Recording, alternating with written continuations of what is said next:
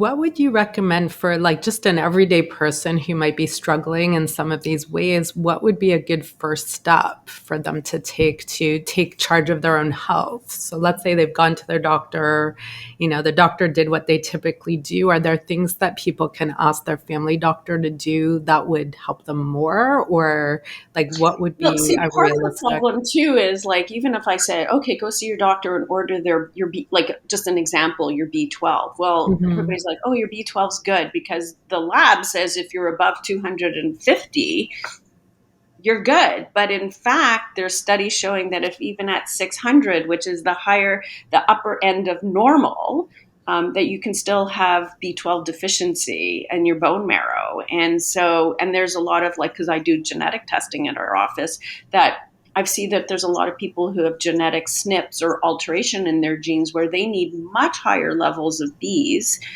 to have effect. So if I had to say if there was one supplement that I could take on a desert island, it would be a B complex.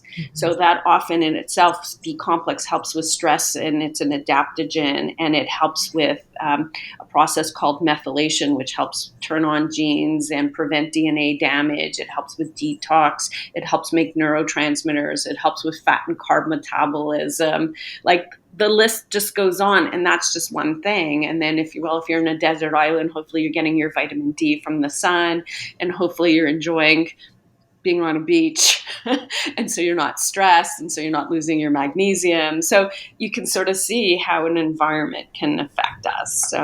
Hmm. So Okay. that would be like that's a good first step. And then if a lot of women are having their perimenopause and menopausal symptoms, then seek out a doctor and some naturopaths who do hormones.